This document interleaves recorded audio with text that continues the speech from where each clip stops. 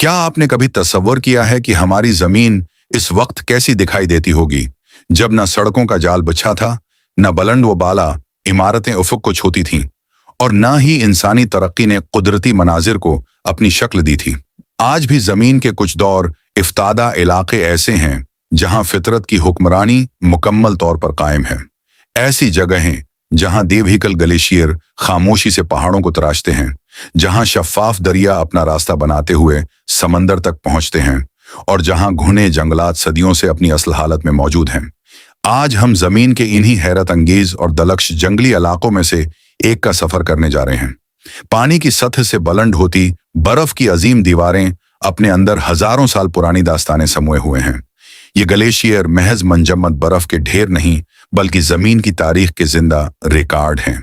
सदियों तक जमा होने वाली बर्फ दबाव के बायस गहरी नीली बर्फ में तब्दील होती रही, जिसने ऐसे मनाजिर तख्लीक किए जो किसी और दुनिया का हिस्सा महसूस होते हैं।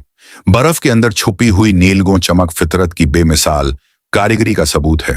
हर दिराड़, हर आभार और हर बर्फानी सतह उन अजीम क़ुव्वतों की इक्कासी करती है जिन्होंने इस खते को वक्त के तवील सफर में तश्कील दिया। लेकिन ये बर्फानी देव भी साकित नहीं है। मौसमों की तब्दीली के साथ ग्लेशियर आहिस्ता आहिस्ता हरकत करते हैं, टूटते हैं और अपने बड़े बड़े हुस्से आसपास के पानियों में गिरा देते हैं।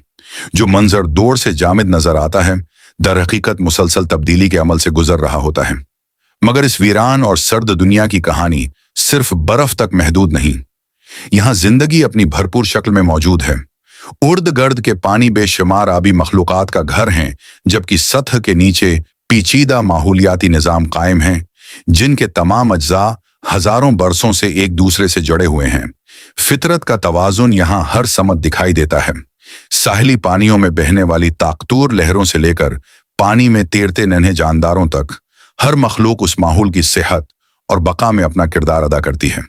जब हम अंदरूनी इलाकों की जानिब बढ़ते हैं तो मंजर यकसर बदल जाता है।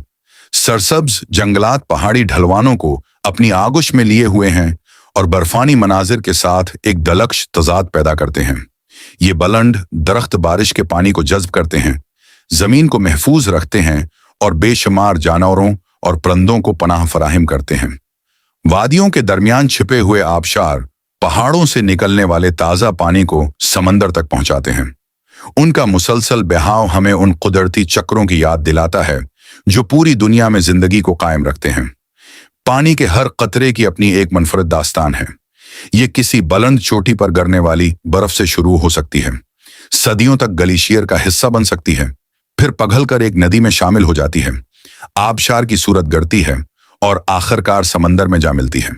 ये मुसलसल सफर पूरे माहौलियाती निज़ाम को एक दूसरे से जोड़े रखता है। फजा से देखने पर यह सरजमीन एक बिल्कुल नई तस्वीर पेश करती है।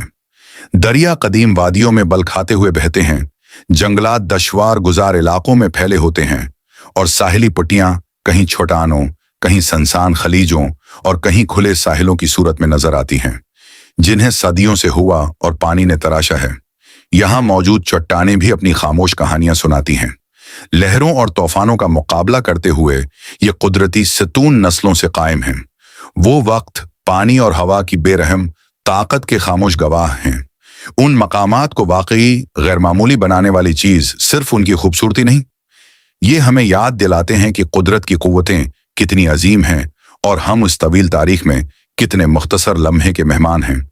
इंसानी तहजीब के वजूद में आने से बहुत पहले ग्लेशियर आगे बढ़ते और पीछे हटते रहे, जंगलात उगते और खत्म होते रहे, और समंदर जमीन की शक्ल तराशते रहे, और हमारे बाद भी फितरत का ये सफर जारी